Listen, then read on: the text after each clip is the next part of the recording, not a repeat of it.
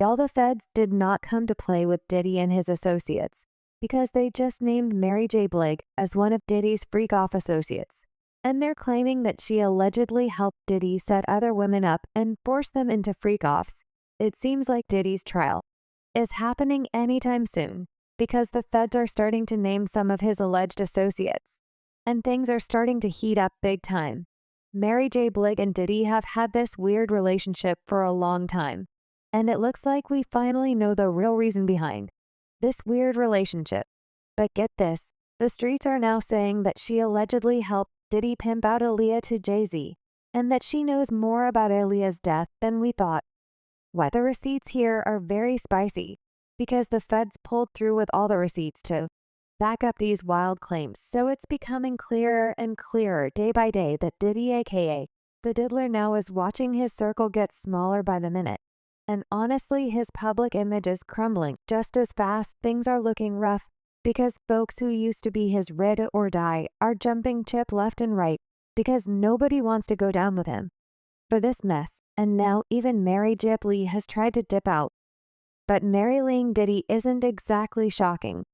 But the speed at which she distanced herself definitely raised some eyebrows, especially once the FBI started sniffing around her business. Just like with JC, Mary always made it seem like she and Diddy were as close as ever. You know, ride or die for life, all that good stuff. And if you thought that Diddy and Ye's were close, Diddy and Mary J. Blige practically glued at the hip. They've been tight since the early 90s, with Diddy producing some of her first albums, including her debut, What's the 411? So yeah, we're talking about 33 years of friendship older than a lot of us, so Diddy has always given her her flowers for being one of the biggest performers and vocalists of all time. In an interview, he said Mary J. is one of the greatest storytellers in R&B history. She created a lane for women around the world to speak their truth to power. So nobody deserves this success more than her, more than being my sister and my best friend.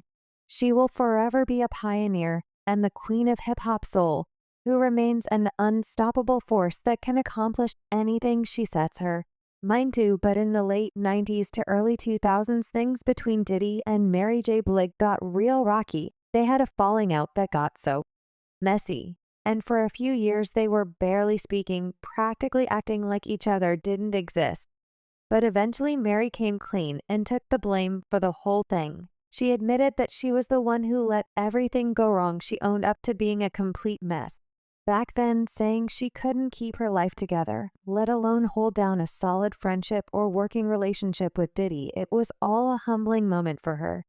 But it opened the door for them to start fixing their friendship and start working together with no more drama. She said the real reason we split up is me not understanding the business the way I needed to understand it at the time. She explained, he had a label, he had a female artist, he had Biggie.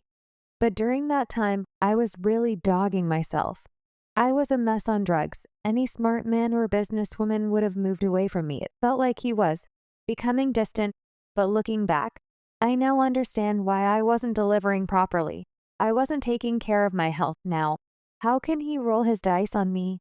Well, after Diddy forgave her, they smoothed things over, and they went right back to being besties like nothing ever happened. It seemed like all was forgiven, water under the bridge. Well, until now. That is because Mary's doing a complete 180, trying to act like she and Diddy weren't as close as we all thought. Now she's out here claiming that she cut teeth with him a long time ago. The timing is definitely raising a lot of eyebrows, and people are side-eyeing her because they think that she's just trying to distance herself from Diddy now that his world is basically crumbling, and the feds are digging into the lives of everybody associated with them. He's getting his LA with lawsuits left and right, and all these accusations are serious. And to top it all off, the feds are circling with possible recoil charges. And Diddy's basically sitting on a volcano right now. And if y'all know anything about some RICO charges, then you know that the feds will go after everybody even remotely connected to Diddy. It may even charge them. I mean, y'all can see what's been going on in Young Thug's case with the feds. It has been more than 2 years since the case started, and it is nowhere close to being over. But after the raid on all Miami houses in March, Homeland Security released a statement saying Earlier today, Homeland Security Investigations New York executed law enforcement actions as part of an ongoing investigation with assistance from HSI Los Angeles, HSI Miami, and our local law enforcement partners. However, Diddy's lawyers slammed the feds and claimed that it was a hunt they released. A statement that said this unprecedented ambush, paired with an advanced coordinated media presence, leads to a premature rush to judgment of Mr. Combs, and is nothing more than a witch hunt based on meritless accusations made in civil lawsuits. There has been no finding of criminal or civil liability.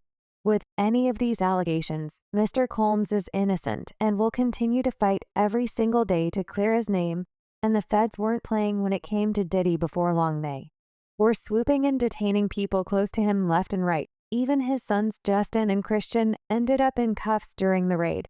And it wasn't just them. 2 of his trusted assistants got arrested too.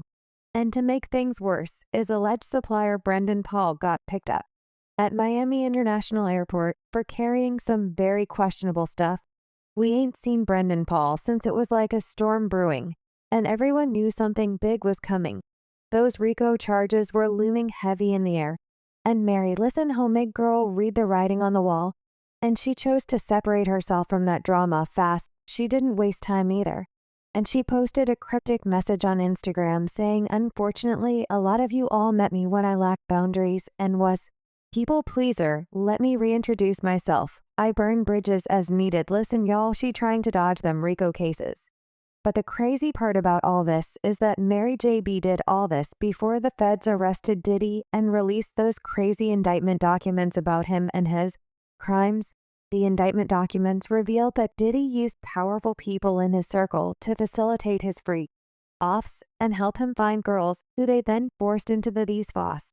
The indictment documents said Combs and other members and associates of the Combs enterprise wielded the power and prestige of Combs' role at Combs' business to intimidate, threaten, and lure female into Combs' orbit, often under the pretense of a romantic relationship. Combs then used threats of force and coercion to engage in extended acts with male commercial workers that Combs referred to as, among other things. It also said the defendant used the Combs business, including certain employees, to carry out, facilitate, and cover up his and commercial. Those employees, including security staff, household staff, personal assistants, and high-ranking supervisors and other close associates, acted as Combs as intermediaries, and their contact was facilitated and assisted by Combs' control of the Combs business. Y'all, it continued. The defendant engaged in a persistent and pervasive pattern of toward women and other individuals. At times, Combs and others, acting at his discretion, made arrangements for women and commercialist workers to fly to Combs' location. Combs ensured participation from the women by, among other things, obtaining and distributing to them, controlling their careers, leveraging his financial support, and threatening to cut off the same, and using intimidation and violence. And in case y'all didn't know how bad the case was, he was refused bail, not once, not twice, but 3 separate times. And even though he made a very juicy offer for bail, offering up a whopping $50 million. And according to reports, Diddy's lawyer proposed bail on these conditions: a $50 million bond, co-signed by Sean Combs' mother, his sister, the mother of his oldest daughter, and his 3 adult sons. He also proposed that the bond would be secured by the equity in Mr. Coles' residence located at 2 West Star Island in Miami, Florida. The appraised value of the home is about $48 million. The home is unencumbered.